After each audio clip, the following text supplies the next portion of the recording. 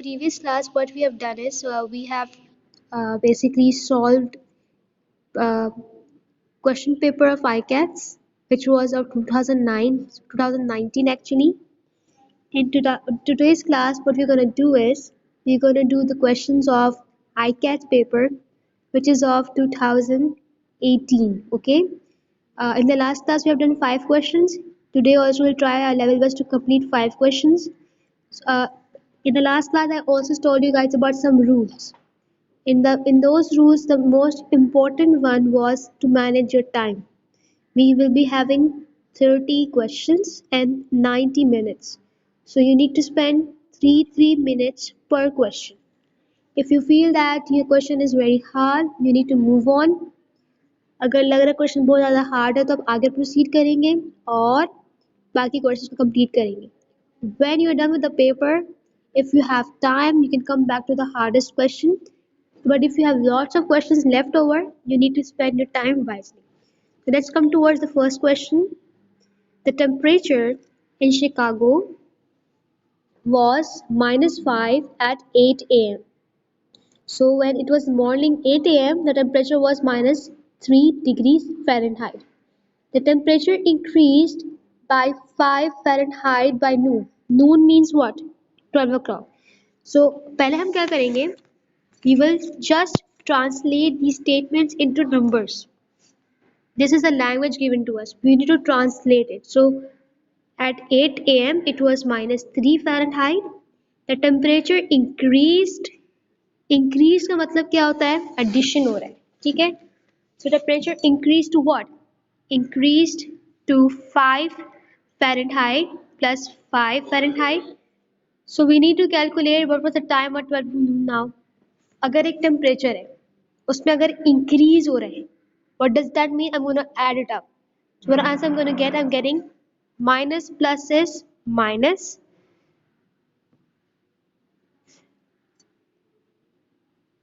So 5 minus 3 is what? 5 minus 3 is 2. अब मुझे ये देखना है कि साइन कौन सा आएगा. यहाँ पे माइनस साइन है, यहाँ पे प्लस साइन है. बड़ा नंबर यहाँ पे 5 है, तो जो भी बड़ा नंबर का साइन होगा वो ही हमारे आंसर के साथ भी साइन के तौर पे लगेगा. So here my answer will be having a positive sign, that's +2. Now 12 noon, we know that it was +2 Fahrenheit. The temperature decreased by 7 Fahrenheit by 4 p.m.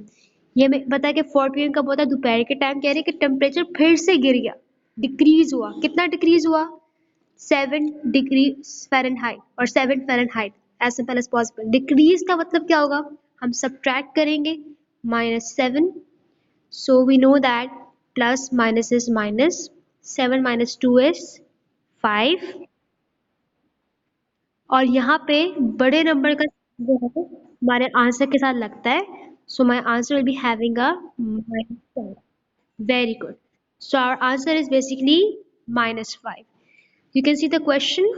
What was the temperature at Chicago at 4 p.m.? So we know that at 4 p.m. the temperature was -5. So our correct answer is part C. Coming towards the next question. Mr. Smith asked his students whether they prefer to go to the museum or they prefer to go to the zoo trip. अब होता है ना, अक्सर हम लोग school में picnics करते हैं तो we ask you guys for the suggestions to where to go, where not to go. तो उन्होंने यहाँ पे स्कूल में वोटिंग कराई है कितने बच्चे जो है basically they want to go to the museum और कितने बच्चे जो है they want to go to the zoo. So 35% of the students prefer to go to the museum. 35 बच्चों को पर्सन को कहाँ जाना है? म्यूजियम जाना है. And 45% of them wanted to go to the zoo. And rest have no preference. Rest मतलब जो बाकी इनके अलावा है उन्होंने किसी भी ऑप्शन को चूज नहीं किया. ठीक है. What is the ratio of students who have no preference to the students who prefer to go to the museum. अब हमें रेशियो निकालना है और जब मुझे रेशियो निकालना होता है what to do is we compare two quantities. हम एक क्वांटिटी को एक जगह पे लिखते हैं, फिर एक इस टू का साइन लगाते हैं, फिर हम एक और क्वांटिटी निकालते हैं. और वो कह रहे हैं पता लगाएं कितने बच्चों का कोई प्रेफरेंस नहीं था, यानी कितने बच्चों ने क्या कहते हैं किसी भी ऑप्शन को चूज नहीं किया। उसको कंपेयर करना है किसके साथ? कंपेयर करना है उन बच्चों के साथ जो कि म्यूजियम जाने पे रजामंद है। सो फर्स्ट मुझे कैलकुलेट करना होगा कि कितने बच्चों का कोई प्रेफरेंस नहीं है। तो मुझे पता है कि ये परसेंटेज है, राइट? और percentage out of total value कितनी होती है? What is the total value of percentage? Total percentage is equals to, या 100% हमारी जो होती है फुल परसेंटेज होती है। अब इस 100% में से 35% तो म्यूजियम जाने को तैयार है, और 45% जो है वो क्या कहते हैं जू जाने की बातें कर रहे हैं। तो हमें पता लगाना है कितने बच्चों की कोई प्रेफरेंस नहीं थी। तो हमें पता है कि अगर मैं 45 को प्लस करूं 35% के साथ, 45% प्लस 35% इज इक्वल टू 80%। मुझे पता है कि टोटल परसेंटेज कितनी होती है? 100। अगर मैं इन दोनों परसेंटेजेस को मिलाऊं तो मेरे पास 80% मिल रहा है, और मुझे पता है कि अगर मैं इस 80% को 100 में से माइनस करूंगी तो मेरे पास कौन सी परसेंटेज रह जाएगी? मेरे पास वो परसेंटेज रह जाएगी जो कि उन बच्चों की जिन्होंने कुछ भी चूज नहीं किया। सो 80%,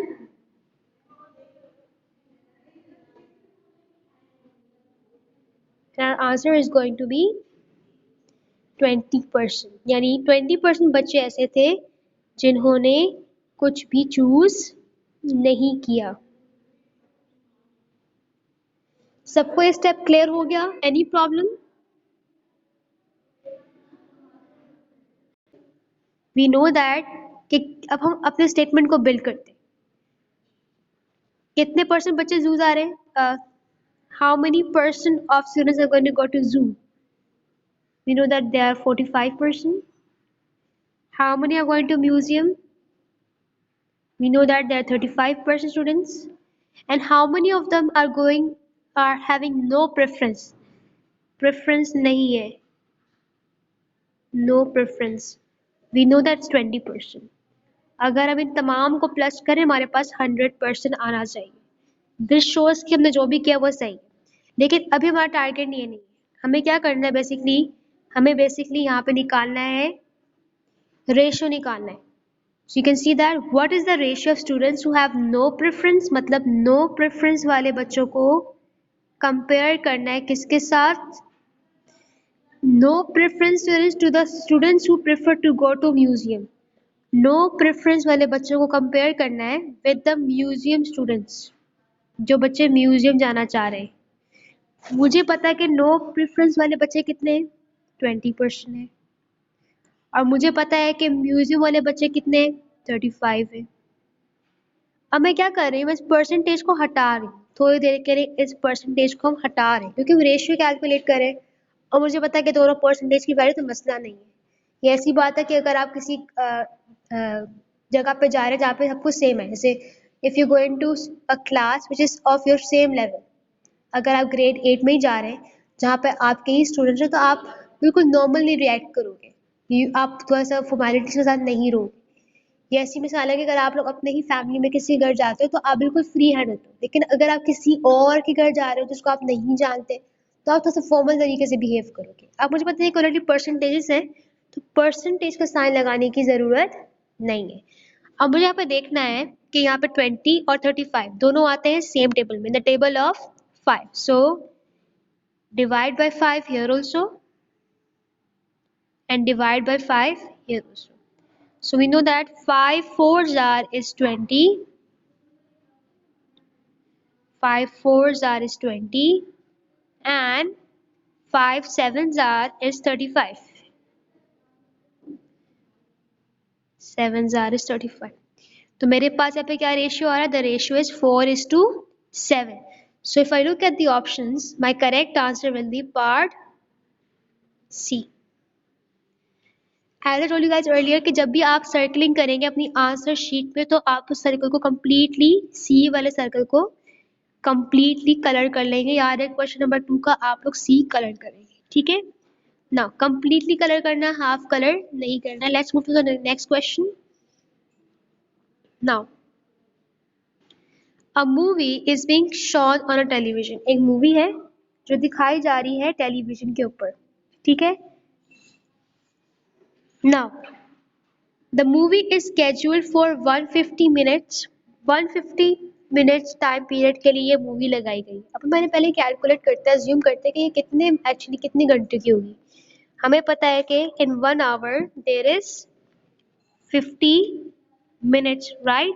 तो बेसिकली ये 2.5 आवर की ये मूवी है। There will be 6 minutes commercial break. कह रहे कि 6 मिनट्स की कमर्शियल ब्रेक है थ्रू आउट। अब ब्रेक्स को रिप्रेजेंट करने के लिए उन्होंने बी कैरेक्टर यूज किया है। The actual length of the movie is 114 minutes. कह रहे कि 114 मिनट्स जो है ना, इसकी असली लेंथ है। असली लेंथ है इस मूवी की। अगर हम ब्रेक्स को हटा दें, कमर्शियल को हम हटा दें, रिमूव कर दें, तो हमारे पास इसकी असली जो लेंथ होगी it will be 114 minutes. Which equation could be use to find B. कौन सी इक्वेशन यूज हो सकती है कि हम बी को फाइंड करें। The number of 6 minute commercial breaks. कह रहे हैं कि कौन सी हम इक्वेशन यूज कर सकते हैं जिसके थ्रू हम पता लगा सके कि भाई कितनी हमारे पास कमर्शियल ब्रेक्स है। I am giving you guys 2 minutes, इसको सोचें, इसको हम कैसे अप्रोच कर सकते हैं। अच्छा, अब मैं आपको टेक्निक बता रही हूँ कि मुझे कैसे पता लगेगा कौन सी इक्वेशन सही है। मैं दोबारा से क्वेश्चन पढ़ रही हूँ क्योंकि मुझे समझाने एक बात यहाँ पर है। अ movie is shown on television. एक मूवी टीवी पे दिखाई जा रही है। The movie is scheduled for a 50 minute time period. Minute एक जो मूवी है 150 मिनट्स के लिए वो लगाई जा रही है मूवी, ठीक है। There will be some 6 minute commercial breaks.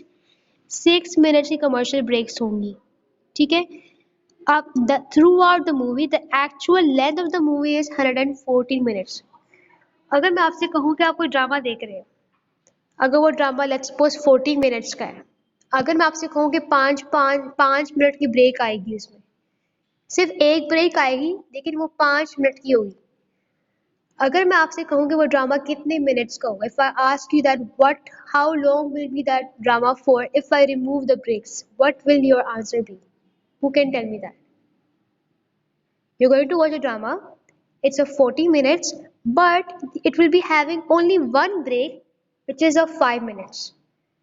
If I ask you to remove that number of breaks, अगर मैं आपसे कहूँ कि ब्रेक्स रिमूव कर दें और मैं अगर आपसे पूछूं कि अब कितने मिनट का ड्रामा रह गया, तो who will tell me what how long will your drama be for? Can anyone answer? Drama is for 40 minutes. There is only one break which is of 5 minutes. अगर मैं इस ब्रेक को भी हटा दूं, रिमूव कर दूं, तो अब मेरा ड्रामा कितने मिनट का रहेगा?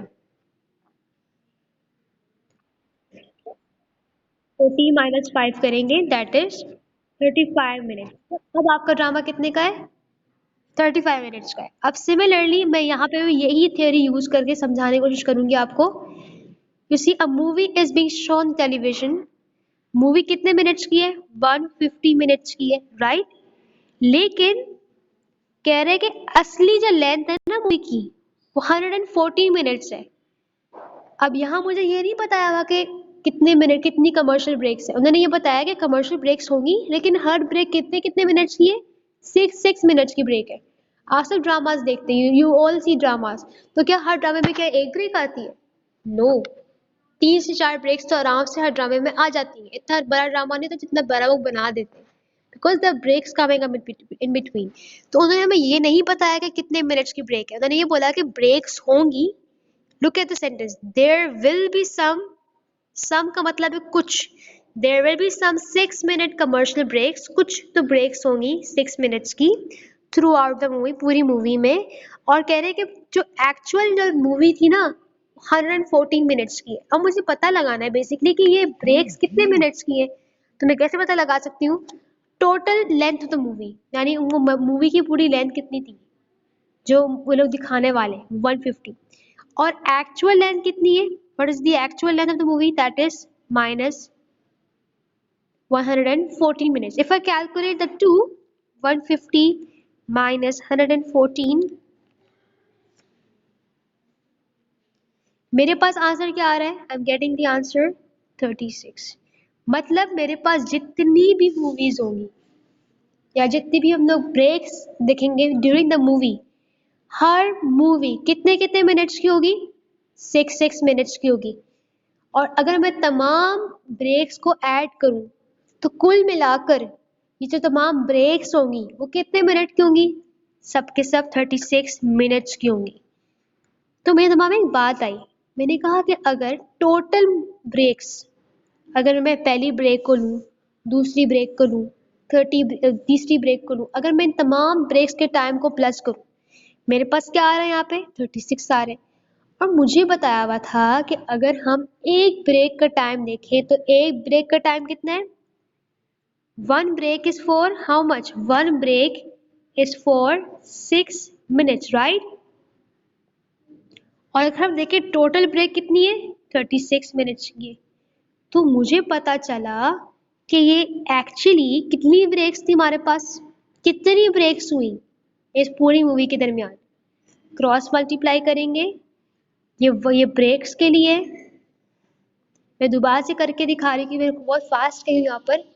बेसिकली हम लोग क्या करेंगे, हम कॉलम बनाएंगे। ये ब्रेक्स का कॉलम है और ये है जहाँ पे हम यूज कर रहे हैं प्रोपोर्शन ब्रेक्स, ये ब्रेक के लिए और ये टाइम के लिए। मुझे पता है कि एक ब्रेक का टाइम कितना है? 6 मिनट्स। मुझे टाइम पता चलेगा 36 मिनट्स, लेकिन मुझे ये नहीं पता कि कितनी ब्रेक्स है। क्रॉस मल्टीप्लाई किया, 6x is equal to 36, x is equal to 36 upon 6, answer is 6। मतलब 6 ब्रेक्स हैं और 6 मिनट की हर ब्रेक है। सही, यहाँ से बात पता चल गई मुझे। मतलब ये कि अब मैं क्या करूँगी, अब अगर जो थोड़ा सा फास्ट थिंक करना चाहेंगे, जब जब जब सबके पास ये आंसर्स आ जाते हैं, तो यहाँ पे देखिए ब्रेक, कमर्शियल ब्रेक्स हमारे पास क्या है? 6 मिनट की हर ब्रेक है। 6 ब्रेक्स है और 6 मिनट की ब्रेक हो। जिनके पास ये आंसर आ गया होगा मेंटल मैथ्स के थ्रू, अब वो क्या करेंगे? यहाँ देखिए बी मतलब बी हमारे पास यहाँ पे आ चुका है, यानी 6 ब्रेक्स होंगी इस पूरी मूवीज में और हर ब्रेक में कितने मिनट्स है? 6 मिनट्स है। अब आपको वो हर इक्वेशन को सॉल्व करके चेक करना है। जिस इक्वेशन में आपके पास बी यानी ब्रेक का नंबर 6 आए, वही आपकी करेक्ट इक्वेशन है। क्योंकि यहाँ पे ये 6 क्या है? ये जो 6 है, यहाँ तो मैंने x लिखा था, लेकिन एक्चुअली ये नंबर ऑफ ब्रेक्स है। यहाँ पे यही वही सेम चीज है, लेकिन यहाँ पे ब्रेक्स को रिप्रेजेंट करने के लिए उन्होंने लेटर बी का इस्तेमाल किया है। क्लियर? सो अब मैं सॉल्व करूंगी, सॉल्व करेंगे, हर इक्वेशन को सॉल्व करके चेक करें। जिसमें आपके पास b की वैल्यू 6 आए, यानी नंबर ऑफ ब्रेक्स इज 6, वो ही आपकी करेक्ट इक्वेशन है। Can anyone tell me which is the correct equation here? Solve करके देखें कि कौन सी इक्वेशन सही है। एक काम करते हैं, हम काम डिवाइड कर लेते हैं। कोई अच्छा आंसर्स नहीं मिल रहे, so let's solve it together. हम पहले करके देखते हैं पार्ट सी, क्योंकि part C is the correct answer. Part C correct है तो क्यों है, इसको एक्सप्लेन करते हैं। पहले हम इस इक्वेशन को सॉल्व करेंगे। So 114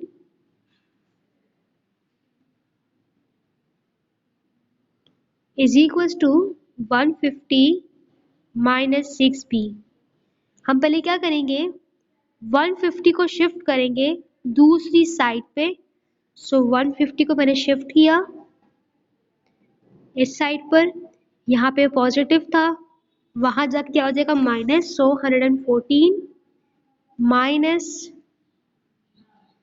150 is equal to minus 6b। अगर हम 114 को माइनस करते हैं विथ 150, अगर हम यहाँ पे करके देखें 150 minus 114,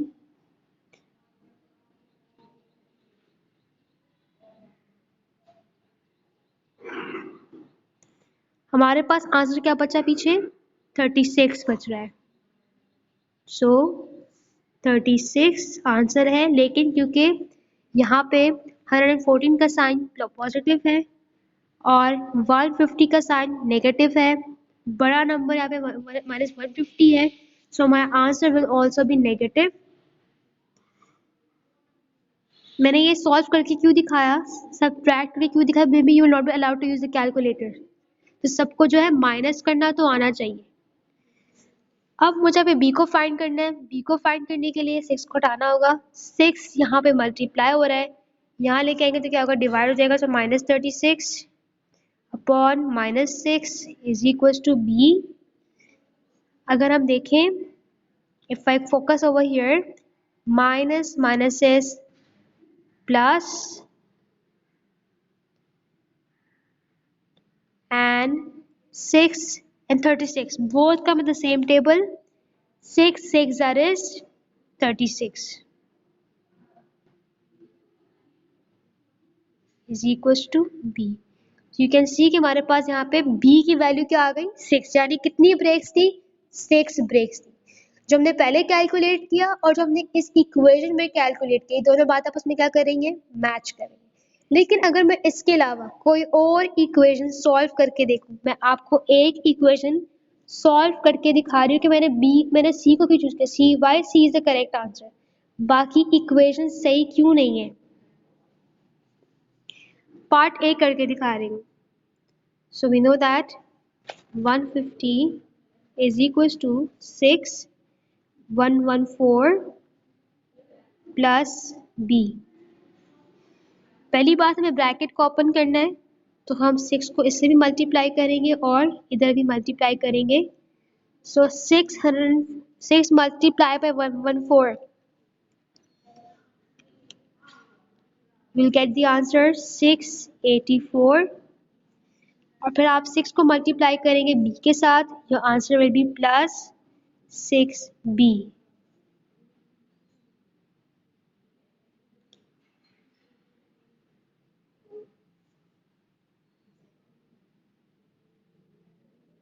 now is equals to 150।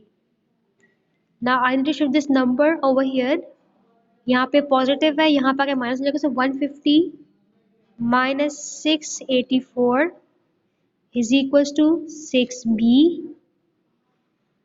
अगर हम 150 से 684 माइनस करें,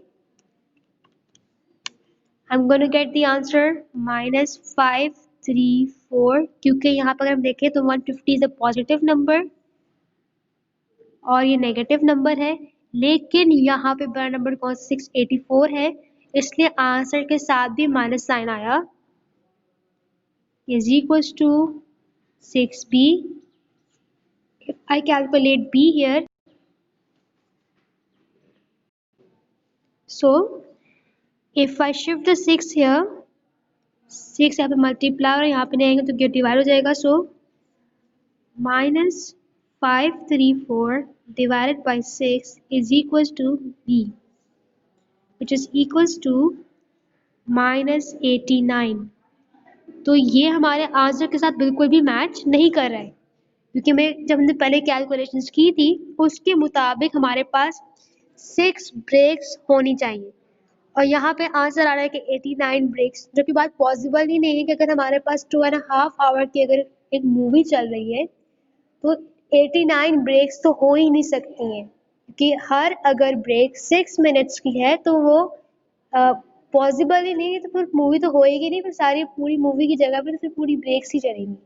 ठीक है, सो कुछ बातें हमें अपने दिमाग से भी इस्तेमाल करनी होती है। बहुत ईजी क्वेश्चन था, ठीक है, सिर्फ थोड़ी सी हमें वर्किंग की ज़रूरत थी, थोड़ा दिमाग यूज़ करने की ज़रूरत थी। क्वेश्चन नंबर 4 और 5 आप सबको होमवर्क है, आप लोग खुद ट्राई करेंगे इंशाल्लाह, and you will send me the homework by 6 o'clock PM tonight. Please take it seriously. That's all with the class. Take care. Allah Hafiz.